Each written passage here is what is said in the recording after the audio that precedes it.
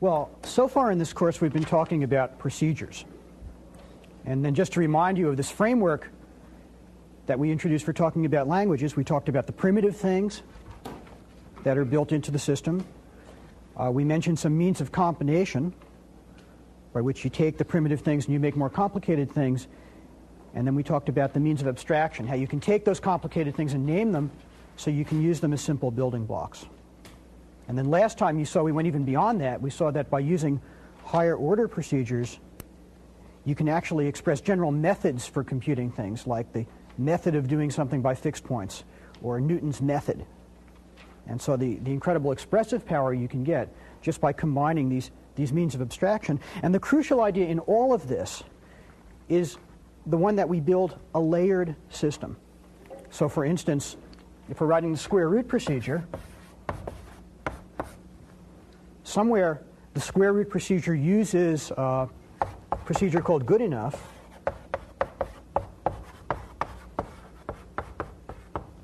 And between those, there's some sort of abstraction boundary. It's almost as if we go out and in writing square root, we go and make a contract with George and tell George that his job is to write good enough. And so long as good enough works, we don't care what it does. We don't care exactly how it's implemented. There are levels of detail here that are George's concern and not ours. So for instance, George might use an absolute value procedure that's written by Harry, and we don't much care about that or even know that maybe Harry exists. So the crucial idea is that when we're building things, we divorce the task of building things from the task of implementing the parts. It's as if, and then in a large system, of course, we have abstraction barriers like this at lots and lots and lots of levels. And that's the idea that we've been using so far over and over in implementing procedures. Well, now what we're going to do is look at the same issues for data. We're going to see that the system has primitive data. In fact, we've already seen that. We've talked about numbers as primitive data. And then we're going to see their means of combination for data. There's glue that allows you to put primitive data together to make more complicated kind of compound data. And then we're going to see a methodology for abstraction. That's a very good thing to use when you start building up data in terms of simpler data. And again, the key idea is that you're going to build this system in layers and set up abstraction barriers that isolate the details at the lower layers from the thing that's going on at the upper layers. The details at the lower layers, the idea is they won't matter. They're going to be George's concern because he signed this contract with us for how the stuff that he implements behaves.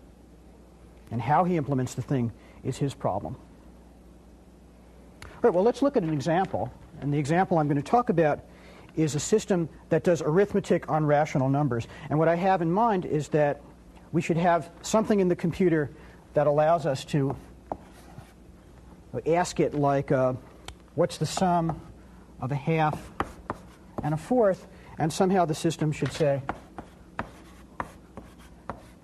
yeah, that's 3/4. Or we should be able to say, what's 3/4 times 2/3? And the system should be able to say, yeah, that's a half. Right? And you know what I have in mind. And you also know how to do this from, I don't know, 5th grade or 6th grade. There are these formulas that say if I have some fraction, which is a numerator over a denominator, and I want to add that to some other fraction, which is another numerator over another denominator, then the answer is the numerator of the first times the denominator of the second plus the numerator of the second times the denominator of the first. That's the numerator of the answer, and the denominator is the product of the two denominators. Right? So there's something from 5th or 6th grade fraction arithmetic. And then similarly, if I want to multiply two things, n1 over d1 multiplied by n2 over d2 is the product of the numerators over the product of the denominators. So it's no problem at all. But it's absolutely no problem to to think about what computation you want to make in adding and multiplying these fractions. But as soon as we go to implement it, we run up across something. We don't have what a rational number is. See, we've said that the system gives us individual numbers, so we can have 5 and 3, but somehow we don't have a way of saying there's a thing that has, both a 3 and a 4 in it, or both a 2 and a 3. It's almost as if we'd like to imagine that somehow there are these clouds, and a cloud somehow has both a numerator and a denominator in it, and that's what we'd like to work in terms of. Well, how are we going to solve that problem? We're going to solve that problem by using this incredibly powerful design strategy that you've already seen us use over and over.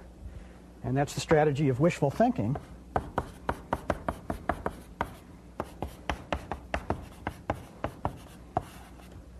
Just like before, when we didn't have a procedure, we said, well, let's imagine that procedure already exists. We'll say, well, let's imagine that we have these clouds. Now, more precisely, what I mean is, let's imagine that we have 3 procedures. One called makeRat. makeRat is going to take as arguments 2 numbers, which I'll call numerator and denominator, and it'll return for us a cloud, right? One of these clouds. I don't really know what a cloud is. It's whatever makeRat returns. That's its business. And then we're going to say, suppose we've got one of these clouds. We have a procedure called numer, which takes in a cloud that has an n and a d in it, whatever a cloud is, and I don't know what it is, and returns for us the numerator part. And then we'll assume we have a procedure denom, which again takes in a cloud, whatever a cloud is, and returns for us the denominator part. This is just like before. If we're building a square root, we assume that we have good enough. Right? And what we'll say is, we'll go find George. We'll say to George, well, it's your business to make us these procedures. And how you choose to implement these clouds, that's your problem. We don't want to know. Well, having pushed this task off onto George, then it's pretty easy to do the other part. Once we've got the clouds, it's pretty easy to write the thing that does say addition of rational numbers. You can just say define. Well, let's say plus rat. Define plus rat, which will take in 2 rational numbers, like x and y. X and y are each these clouds. And what does it do? Well, it's going to return for us a rational number. What rational number is it? Well, we've got the formulas there. The numerator of it is the sum of the product of the numerator of x and the denominator of y.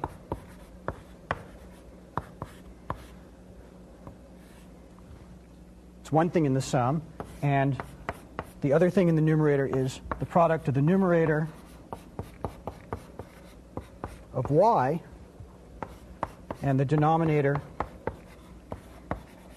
of x.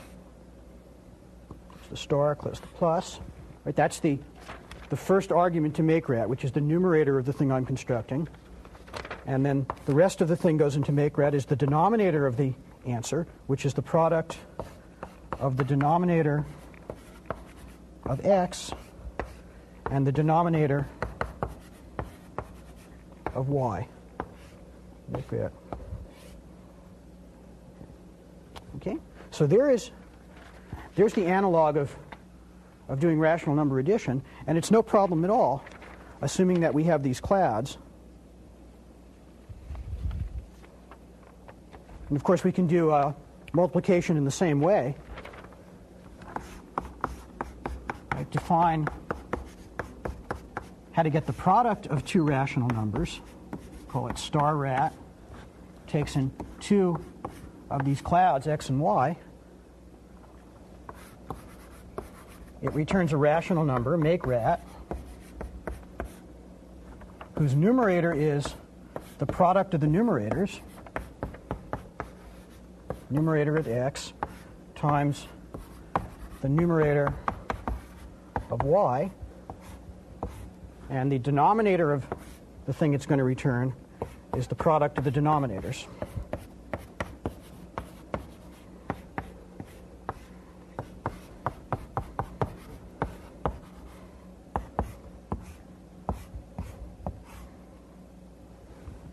Okay.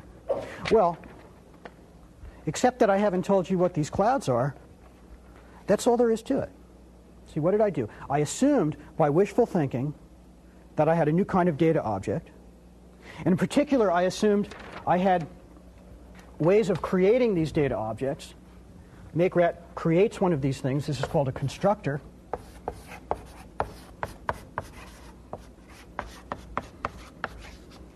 I had a thing that constructs such data objects. And then I assume I have things that, having made these things, I have ways of getting the parts out. Those are called selectors. Right, so formally what I said is I assumed I had procedures that are constructors and selectors for these data objects, and then I went off and used them. And that's no different in kind from saying I assume I have a procedure good enough, and I go use it to implement square root. Okay, well, before we go on,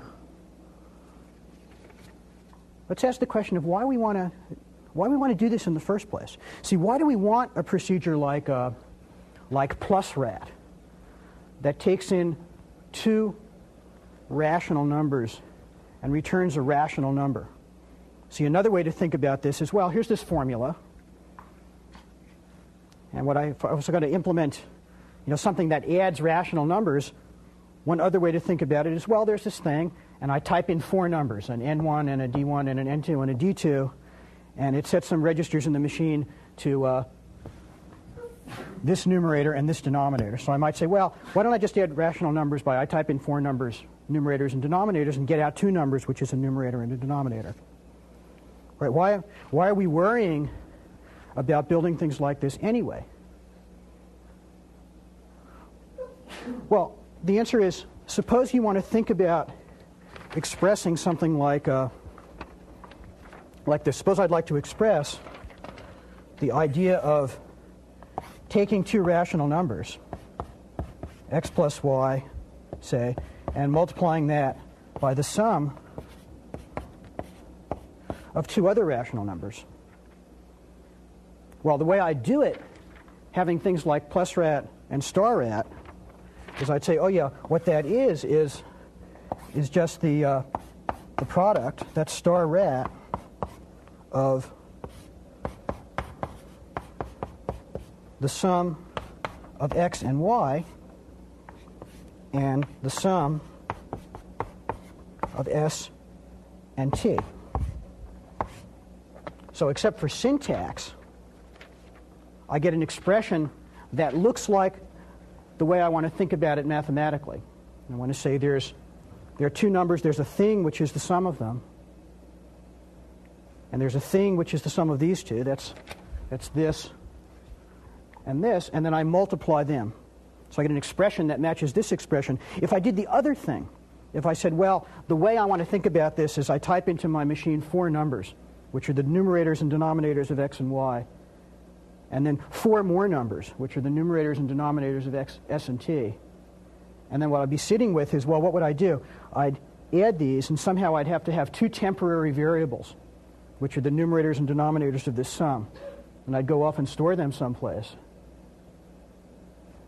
And then I'd go over here, I'd type in four more numbers, I'd get two more temporary variables, which are the numerators and denominators of s and t.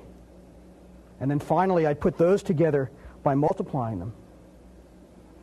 You see what's starting to happen? There are all these temporary variables, which are sort of the guts of the internals of these rational numbers that start hanging out all over the system. And of course, if I had more and more complicated expressions, there'd be more and more guts hanging out that confuse my programming. And those of you who sort of programmed things like that, where you're just adding numbers in assembly language, you sort of see you have to suddenly be concerned with these temporary variables. But more importantly, they're going to, not more importantly than confusing my programming, they're going to confuse my mind. Because the whole name of this game is that we'd like the programming language to express the concepts that we have in our heads, like rational numbers are things that you can add, and then take that result and multiply them. Okay. Let's break for questions.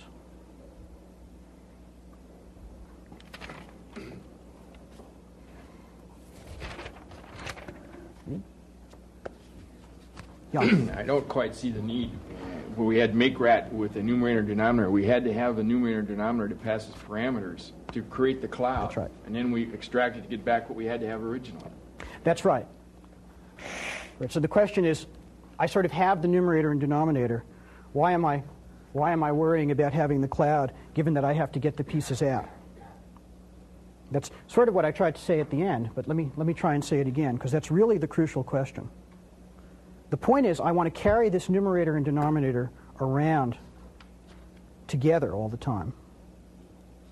And it's almost as if I want to know, yeah, there's a numerator and denominator in there, but also I would like to say, fine, but from another point of view, that's x. And I carry x around, and I name it as x, and I hold it. And I can say things like the sum of x and y, rather than just have... See, it's not so bad when I only think about x, but if I have a system with 10 rational numbers, suddenly I have 20 numerators and denominators, which are not necessarily... If I don't link them, then it's just 20 arbitrary numbers that are not linked in any particular way. It's a lot like saying, well, I have these instructions that are the body of the procedures. Why do I want to package them and say it's the procedure? It's exactly the same idea. Okay.